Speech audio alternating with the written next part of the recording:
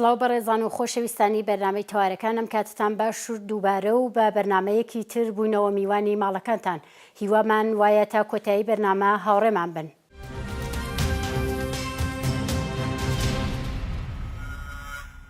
ئێستاش گوێبیستی هەواڵەکانی چەند ڕۆژی ڕابردووی تایبەت بە ژنان دەبین و دەگەڕێنەوە لاتان.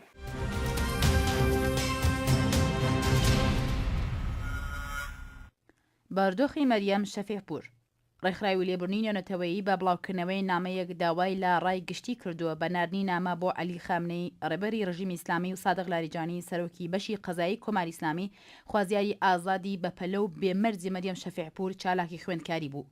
بەپێی هەواڵەکان لە پەیامێکە لێبوردنی نێونەتەوەیی ڕۆژی هەینی 5 گوڵان بڵاوی کردەوە هاتووە کە مەریەم شەفیعپور چالاکی خوێندکاری کە بەهۆی چالاکی ئاشتی خوازانە زیندانی کراوە لە دوای تێپەڕاندنی 2 مانگ لە زیندانی تاکە کەسی تووشی نەخۆشی پێز بووە بەڵام دەرمانی پێویستی بۆ نەخۆشیەکەی وەرنەگرتووە. مەریەم شەفیعپور مانگی گەلاوێژی ساڵی 92 دەستگیر و بەپێی راپۆرتەکان 67 ڕۆژ لە ژوورە تاکە کەسەکان ڕاگیراوە. لە کۆتاییدا لقی 28 دادگای ئینقلابی تاران ڕێکەوتی 10 ڕەشەمەی ساڵی 92 بە تۆمەتی تەبلیغ دژی نیزام و کۆبوونەوە دژی ئەمنێتی نەتەوەیی بە 7 ساڵ زیندان 2 ساڵ بێبەشبوون لە چالاکی مەجازی میدیایی و ڕاگەیاندنی محکوم کراوە.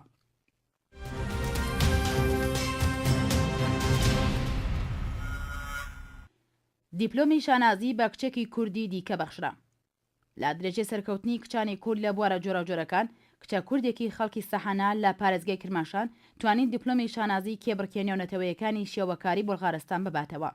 بەپێی هەواڵێکی کۆمەڵی ژنانی ڕۆژهەڵات ئایدا سەفەری خوێندکاری سەرەتایی خەڵکی شاری سەحانە کە بەشداری لە 15مین کێبڕکێنێونەتەوەیەکانی شێوەکاری بۆڵغارستاندا کردبوو توانی لە نێو 2568 بەرهەمی نێردراوی 27 وڵاتی دنیا بۆ فستیڤالەکە پلەی یەکەم بێنێتەوە و دیپلۆمی شانازی و فستیڤاڵە مەسۆگەر بکات. ئێران بە 690 بەرهەم بەشداری لە 15مین کێبڕکێنێونەتەوەیەکانی شێوەکاری بۆڵغارستاندا کردبوو. لەو نێوانەشدا ئایدا سەفەری توانی دیپلۆمی شانازی ئەو فستیڤاڵە بۆ خۆی مەسۆگەر بکات.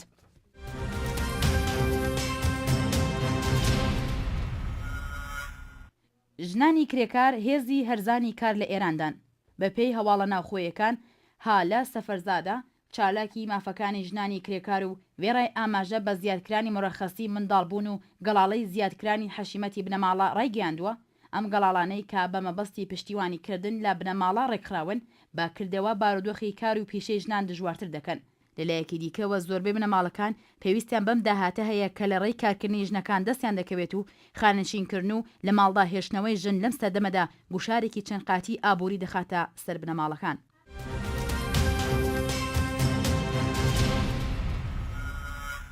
لا زیندانی قەرچەک هێرش دەکرێتە سەر زیندانیان و دایاندنە بەر لێدان و کوتان.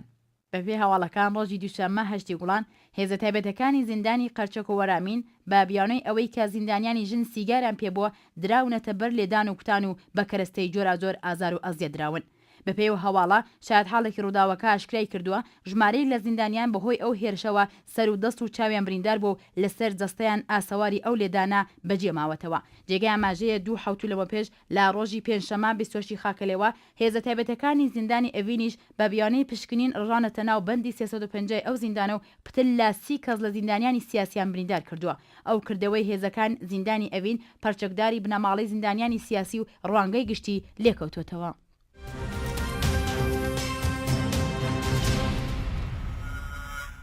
مامۆستایەکی ژنی زانستگای مەجازی دەست بەسەرکرا. بەپێی هەواڵێکی هەواڵنەری هێرانە سەرلەبەیانی ڕۆژی یەکشەممە ڕێکەوتی حوتی گوڵان 4 کەس لە هێزە ئیتلاتیەکانی شاری تاران نەسیم باقری مامۆستای زانستگای مەجازی بەهایەکان دەستگیر و ڕاپێکی زیندان دەکەن. جێگای ئاماژەیە کە ئەم هێزانە ڕاستەوخۆ دەڕۆنە ماڵی ئەم مامۆستایە و پاش گەڕان و پشکنینی کەلوپەلە شەخسەکانی ناوبراو بۆ تێپەڕاندنی حکومەکەی دەست بەسەری دەکەن. نەسیم باقری با تاوانی پرۆپاگەندا دژی ڕژیم و هەوڵدان دژی ئاسایشی نەتەوەیی لە ڕێگەی ئەندامێتی لە دامەزراوەی نایاسایی محکوم و سزای 4 ساڵ زیندانی تەعزیری لەلایەن دادگای ئینقلابی شاری تاران بەسەردا سەپاوە. وەک لە هەواڵەکەدا هاتووە مەبەست لە دامەزراوەی نایاسایی زانستگای مەجازی بەهایەکانە کە ئەرکی وتنەوەی وانە بووە بە خوێندکارانی بێبەش لە خوێندنەی بەهایی لە ئێران.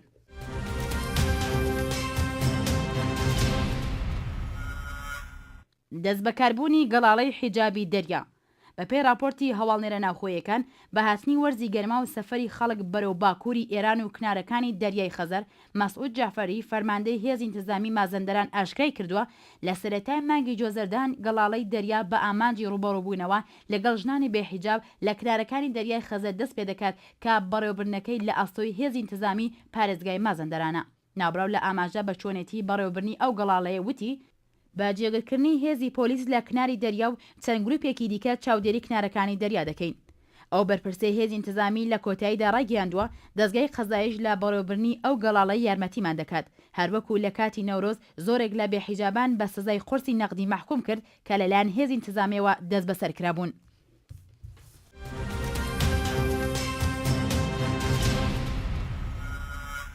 دیاردەی بێکاری ئەمڕۆکە لە ئێران بە گشتی دیاردەیەکی مەترسیدارە کە بۆ بەهۆی زۆر کێشەی کۆمەڵایەتی تر.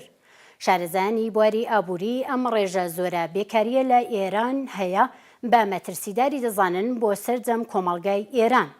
بە پێی ئامارە دەوڵەتیەکان ڕێژەی بێکاری لە ئێران 14.6% کە ئەمە وای کردو ئێران بە یەکێک لەو وڵاتانە بزاندرێت کە کێشەی بێکاری تێدا زۆر زەق و بەرچاوە. بەڵام بە پێی ئامارە دەوڵەتیەکان ڕێژەی بێکاری لە ئێران لە ناو ژناندا زیاتر لە 2 بەرابەری پیاوانە.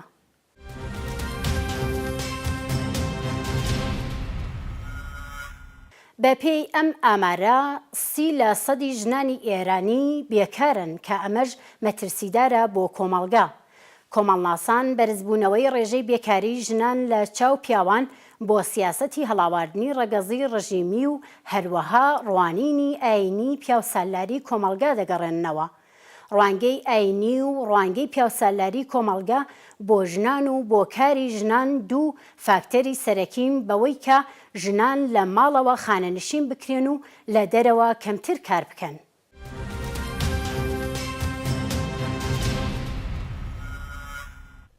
ئێمە کە باس لە پرسی ژنانەکەین لە کۆمەڵگەی ئێران کۆمەڵگەیە کە بە درێژای مێژوو ینی دوای هاتنە سەرکاری ڕزاخان و قەزی مۆدەرنیزاسیۆن لە جامعی ئێرانە جامعی ئێران ویستی تەکی مجموعەیەک شتا تعامل بکە تعامل دەست و پەنجەر لەسەر مجموعەیەک مەفاهیم و کلیدواژەهەیە کە لە غەربەوە هاتبوونە ناو کۆمەڵگەی ئێرانی و لە ئەو کۆمەڵگەی ویست وەکو تعاملێکی ئینسانی لەگەڵ هەموو پرسەکانە پرسی ژنان پرسی منداڵان بۆ زۆر پرسیتر بکات. بەڵام دیارە ئەو کۆمەڵگەی دوای داڕوخانی و دوای ئەوەی کە بە زۆر هۆکار نەیتوانی هەڵگری ئەو شتانە بێت نەیتوانی هەڵگری ئەو بابەتانەی بێت کە وەڵام دەرەوە بێت بە زۆر پرسی تری جیاواز وەکو پرسی دیارە پەیوەندی نییە بەم بابەتەوە. بەڵام ئەکرێت ئەوە باز لەوە هۆکارانە بکرێت کە لە داڕوخانی نظامی شاهنشاهی لە ئێران دەوری گێڕا و دوای هاتنە سەرکاری دەسەڵاتی کۆماری ئیسلامی ئەو دەسەڵاتە هات تەواوی داخوازی نەتەوەکان و ژنان وەکو داخوازی های فەرهەنگی کۆمەڵایەتی سیاسی لە هەر هەندێک و کەچاوی لێ بکەین ئەو سیستەمە ئەو نظامە قەبزەی کرد و دەستی بەسەراگرت و ئەو دەست بەسەراگرتنەش هەر لە سەرەتاوە لە هێدی هاتەوە دووبارە پێشترکە ئێمە ژن بەشداریەکرد لە عەرسەی سینەما لە عەرسەی تەئاترا و لە بابەتهای جیاوازە بەشداری ئەنوان وەکو تاکێک هاوسەنگرد لەگەڵ پیاوە. بەڵام لە نظامی کۆماری ئیسلامی هات توای ئەو شتانەی دووبارەی لە بنەوە لە تێکیدا و لە بنەوەڕەوە هێنایە و چادری بەسەر سەری ژندادادا و دووبارە بردیوە ناو ژووری ماڵەکان و دووبارە ئەوەی کە وەکو کەسێک کە سرفەن لە ماڵەوە و لە ژووری ماڵەکانەوە پێناسەی بکات و نەک و بێت ناو کۆمەلگا و بەشداری لە پرسهای جیاوازی وەک بەشداریکردن لە دەسەڵات بەشداریکردن لە سیستمهای ئیداری و بەشداریکردن لە زۆر شتهای دیکە. بەڵام کۆماری ئیسلامی هەر لە سەرتاوە ئەو پلانەی کە بۆ خۆی دایڕشت دژ بە زۆر لایەن و جریانهای ڕۆشنبیری و فکری و مەدەنی دایڕشت. بەڵام یەکێک لەو شتانە کە لە ئەساسەوە هەر لە دەستپێکەوە سەنگەری بەرەنگاری بووە کۆماری ئیسلامی پرسی ژن بوو و ئەم ژنە بۆ ئەوەی کە نەهێڵێت بەشداری لە کاروباری خۆی لە ناو کۆمەلگا بکات هێنای لەباری یاسایی و یاسای بۆ داڕشت و ئەم یاسانەی هێنا بۆ ئەوە بەسەری ژنی دابسەپێنێ لە سیستمی پەروەردەدا بەڕێوەی برد لە سیستمی سیاسی وڵاتە بەڕێوەی برد ژنی نەهێناوە کۆڵک سەر و کۆمار خۆی هەڵبژێرێت بەشداری لە پرسی سیاسی بەڕێوەبردننی پرسی سیاسی وڵات بکات بەشداری لە پارلەمان بکات بەشێکی زۆری دەسەڵات کەوتەوە دەستی پیاوان و بەشێکی زۆری پێناسەی مەفاهیم و پێناسەی دەستەواژەهای ئینسانی لە دەستی پیاواندا بوو و دیارە بە مروری زەمان بە تێپەڕینی کات هێدی ژن هاتەوە ویستی وە بۆ جارێکی تر بەشداری بکاتەوە لە ئەو مبارزە و ئەو مبارزەیە کە لە شۆڕشی 57 دەستیان پێکرد و ئەو شۆڕشت گەلێک ئامانج و مەبەستی دیاریکراوی بۆ خۆی دەستشان کردبوو کە ئەو کۆماری ئیسلامیە کۆمارێک استبدادی کۆمارێک کە بە تەواوی مەعوناتی تۆتالیتر بوو و دەستی بەسەر هەموو ماف و داخوازیەکانی ئینسانی ئەو کۆمەڵگەیە کرد کە کۆمەڵگەی ئێرانیە لەوێشدا ژن ویستی دووبارە لە ڕوتی مبارزەی سیاسی خۆی بە جۆرێکی تر خۆی بنوێنێتەوە کە لە درێژایی خۆماوەک هەمومان دەزانین بەبوونی کەسێکی وەک علی خامنەی لە ڕاستی قودەت کە لە ماوەی پێشوە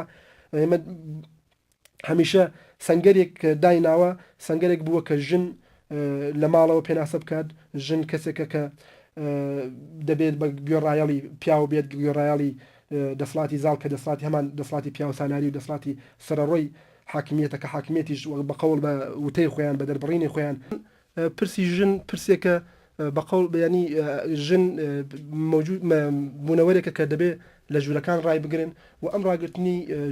لە ژوورەکانە بەشێکی ئەوان وەکو پێناسەیەک دایەنێن کە وەک ئەوەی کە دین ئەم بابەتەی دیاگداگی کردووە ئەوان خوێندنەوەیەکی متافیزیکی لە بابەتەکە دەمەدەستەوە ینی بە جۆرێک ئەم پرسە گرێ دەدەن بە ئاسمانەوە وەکو ئەوەی کە بڵێ ئەم قسەیە کە لەسەرەوە کراوە ڕێگەی ئەوەی کە تۆ ڕخنەی لەسەر بگری و ئەوەی کە تۆ بڵێ ژنیش مەوجود بوونەوەرێکە وەک پیاو کە ئەکرێت وەک پیا و پێناسە بکرێت تەواوی ئەو ئەرزشانەی کە لەباری ئینسانیەوە بۆ پیا و دەستەبەرەکرێەوە پیا و بۆ خۆی مەبەستێتی بە دواداچوونی بۆ بکات و وەکو دەغدەغای ئینسانی خۆی هەڵگری بێت دیارە تۆ لە سەرتاوە سەرتایترین شتێکە ژن هەر بوونەوەرێک چ ژن چ پیا و ئەتوانێت لە دواترە لە مەراحلی بعدیە لە قۆناغای بعدیە بە دواداچوونی بۆ بکات سربەخۆی مادیە بەڵام سربەخۆی ماڵی لێرە بەهۆی ئەوەی کە ژن لەباری بەشداریکردن لە عرسەهای جیاوازەوە ڕێگەی پێنەدراوە ئەم سربەخۆیی لێ سندراوەتەوە و لە کونجی ماڵەکان داماوەتەوە و ڕێگەی زۆر بابەت و سوستفادەهای تر کە لەلایەن دەسڵاتی پیاوە لێ بکرێت هێشتوێتەوە.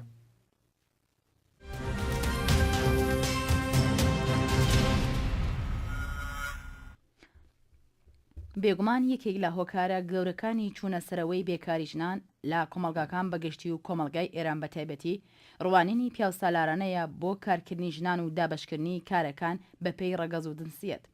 لە بیرکردنەوەی پیاوسالاریدا ژن بۆی نییە لە دەروی ماڵ کار بکات و ڕوانگەی ئاینی تێکەڵ بە ڕوانینی پیاوسالاری مانەوەی ژنان لە چوارچەوەی ماڵ بە پیرۆز دەزانێت.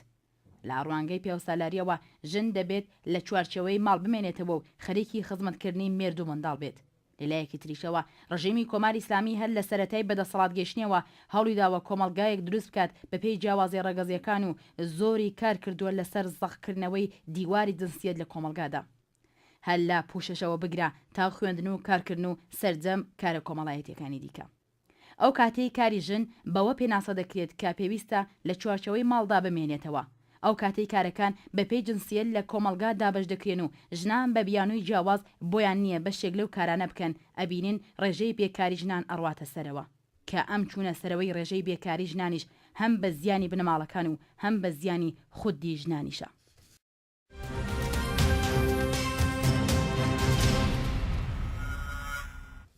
وەک لە وەڵامی پرسیاری پێشوشتا باسمان کرد تۆ کاتێک ڕێز لە تاکێتی سربەخۆی یەکدانە تاک ناگری ئەو تاکە لە خۆیان باوەڕ بەخۆبوونی لە دەستدات باوەڕ بەخۆبوون لە دەستداین واتەوەی کە تۆ لەباری ڕۆحی و لەباری ڕەوانیوە لەباری دەرونەکەیەوە هەست بە کەم خۆ بە کەمزانی نەکەی و هەست بۆ ئەم هەست بەخۆ بە کەمزانینە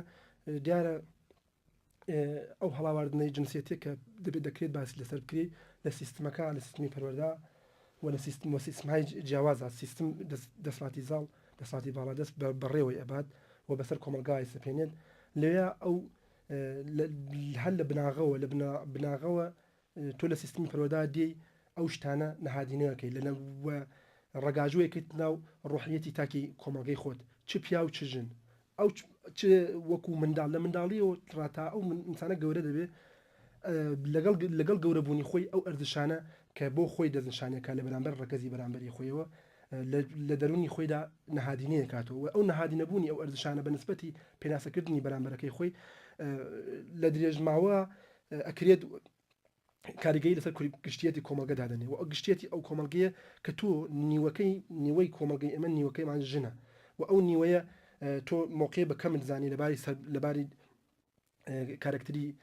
ئەو کەسەوە ئەو کارکترە خۆی بەکەم زانی و نەیتوانی بەشداری بکات لە عرسەی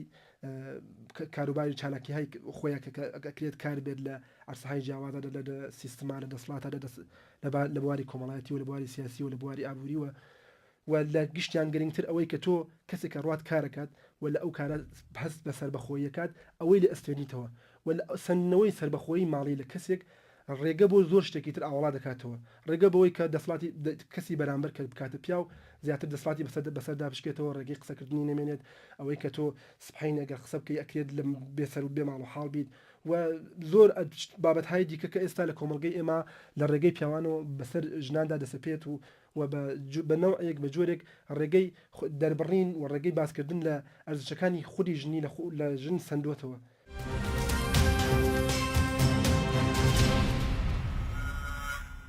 فەمینیستەکان و چالاکانی بواری مافەکانی ژنان جەق لەسەرەوە دەکەنەوە کە یەکێک لە هۆکارە سەرەکیەکانی چەساندنەوەی ژنان لەلایەن پیاوان و سیستمی پیاوسالارێەوە وابەستەبوونی مادی ژنانە بە پیاوان. فێمینیستەکان و بەتایبەت مارکسیست فێمینیستەکان جەق لەسەرەوە دەکەنەوە بۆ ئەوەی ژنان بتوانن بە مافی یەکسان لەگەڵ پیاوان بگەن. پێویستە ژنان لە باری مادیەوە سربەخۆ بن بە شێوەیەک بێ هیچ مەترسیەک بتوانن بژێوی ژیانی خۆیان دابین بکەن.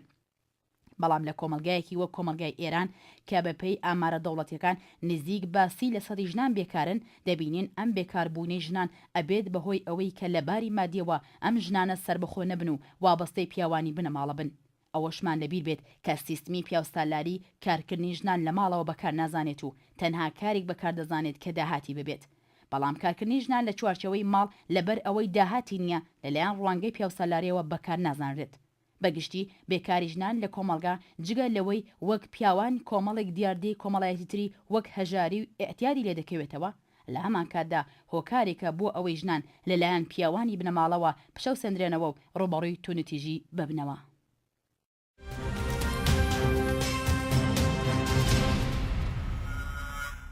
بە لەبەر چاوگرتنی ئەو دۆخەی تا ئێستا باسی کرا ئێستا پێویستە باز لەو مکانیزمانە بکەین کە پێویستە لەبەر چاوی بگرین بۆ گۆڕینی ئەم دۆخە. لەبەر ئەوەی بێکاری کۆمەلگا بەگشتی هۆکاری زۆر کێشەی کۆمەڵایەتیە. هۆکاری سەرەکی بێکاری لە ئێران لە ئەمڕۆدا سیاست و ڕوانینی سیاسی ئەم ڕژیمە و هەروەها سیاسەتە ئابوووریەکانی ئەم ڕژیمەیە. کەوایە لێرەدا گۆڕینی سیاسەتی ئابووری ڕژیم کە پێویستی بە گۆڕینی خودی ڕژیمەوەیە بابەتێکە کە هەمووان ئەبێ لەبەر چاوی بگرن.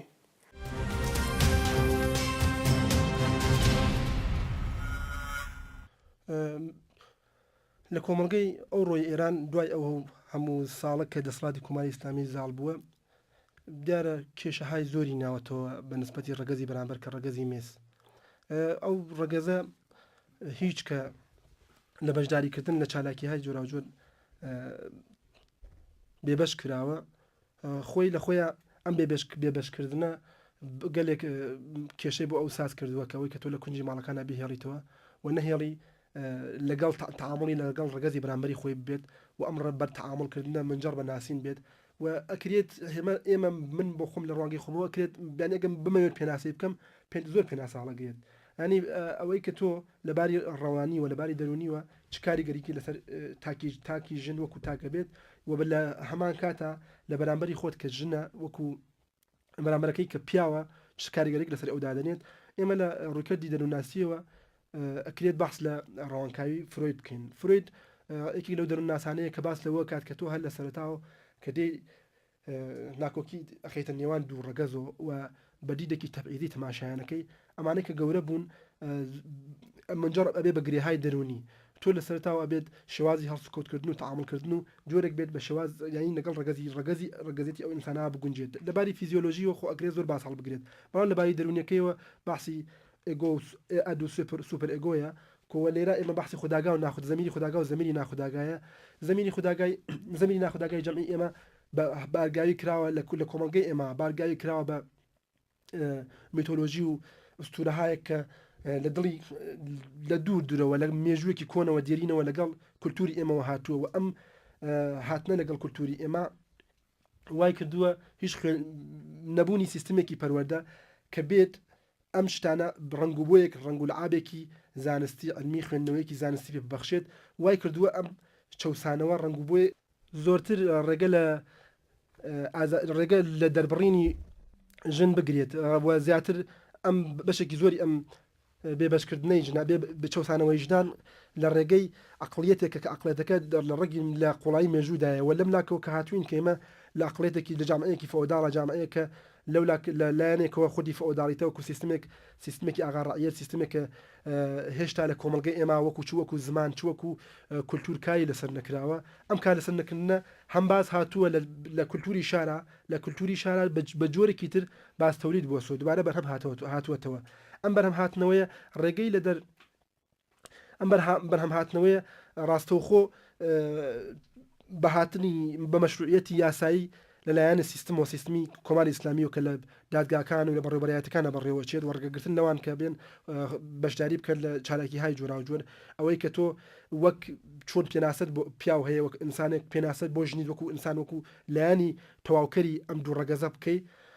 ڕێگەی لە ئەوە گرتووە کە لە بەشێوازێکی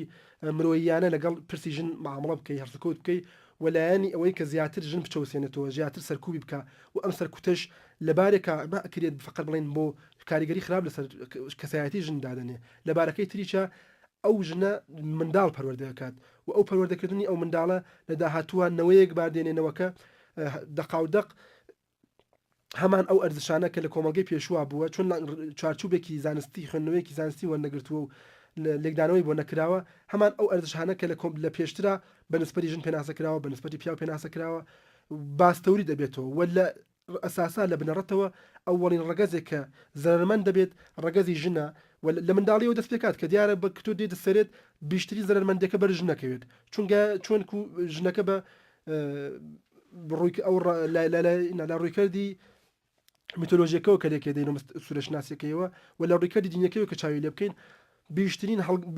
هەڵگری زۆرترین لایەنە کە بتوانێت ئەو لایەنە لەباری ماناییەوە دەسڵات خۆی زاڵکە بەسەر ژناوە ڕێگە لە دەربڕینی بگرێت و ڕێگە لە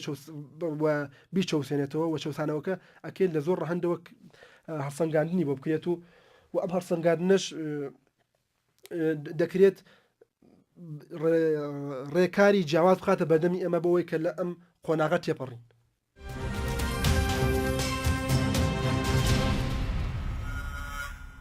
لەبەر ئەوەی کا زیاتر لە 3 دەی ڕابردوو تا هاتووە بە هۆی سیاسەتەکانی ئەم ڕژیمەوە خەڵکی ئێران هەژار و هەژارتر کەوتون و ڕێژەی بێکاری پەرەی سندووە. پێویستە ڕوانینی پیاوسەلارانە بۆ کارکردنی ژنان لە دەرەوەی ماڵ بخرێتە لاوە و ژنانیش وەک پیاوان بۆیان هەبێت لە سەر جەمبوارەکانی کۆمەڵگادا چالاکانە کار بکەن. پێویستە ژنان وەک پیاوان لە سیستمی پەروەردەدا ئامادە بکرێن بۆ کارکردن لە کۆمەڵگا و ژن و پیاو وەک یەک دەرفەتی ئەوەیان هەبێت کە پەروەردە بکرێن بۆ کارکردن لە کۆمەڵگا. هەروەها پێویستە بیمەی بێکاری بۆ ئەو ژنانە دیاری بکرێت کە بێکارن یان ئەوەی کە کاری ماڵەوەیان بۆ بەکار بزاندرێت و لەلایەن حکوومەت و سیستمی دەسەڵاتدارێتیەوە پێویستە بەرامبەر بەم کارەی لە ماڵ دەکرێت موچە وەربگرن.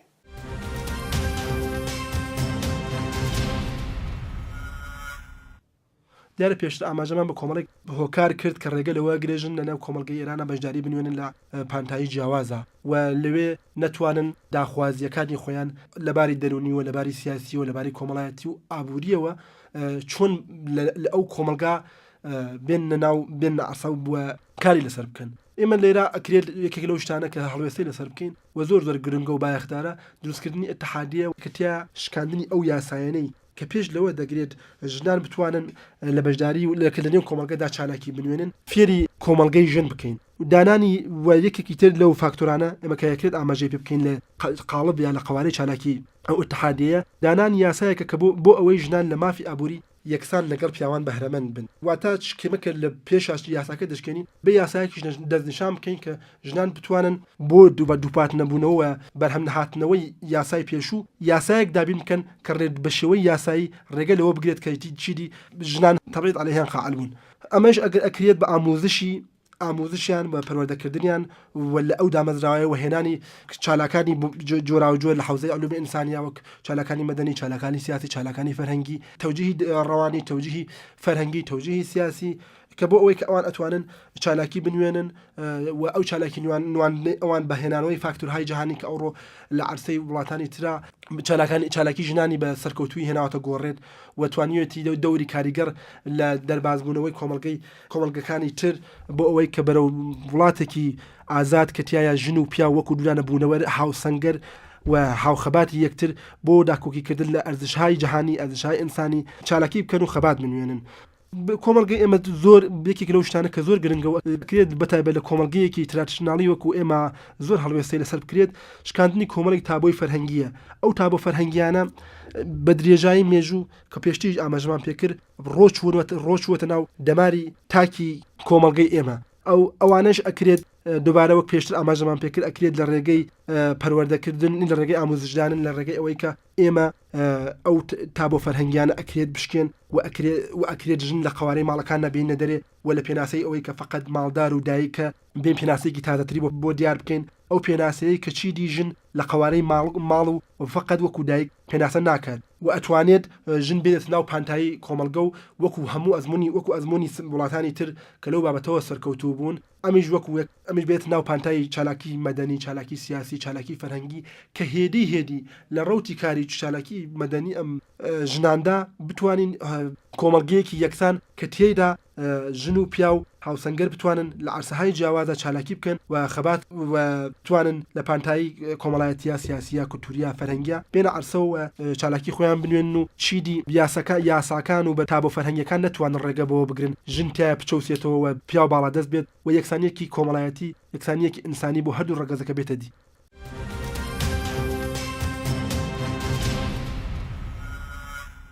خۆشەویستان، ئەوەی لە ماوەی ڕابردوودا پێشکەشتان کرا قسەکردنێک بوو لەسەر بێکاری ژنان وەک دیاردەیەکی کۆمەڵایەتی و لایەنەکانی ئەم دیاردەیە. تا بەرنامەیەکی تر و حەوتوویەکی تر هەر بژین بە شادی و سەرفەرازی.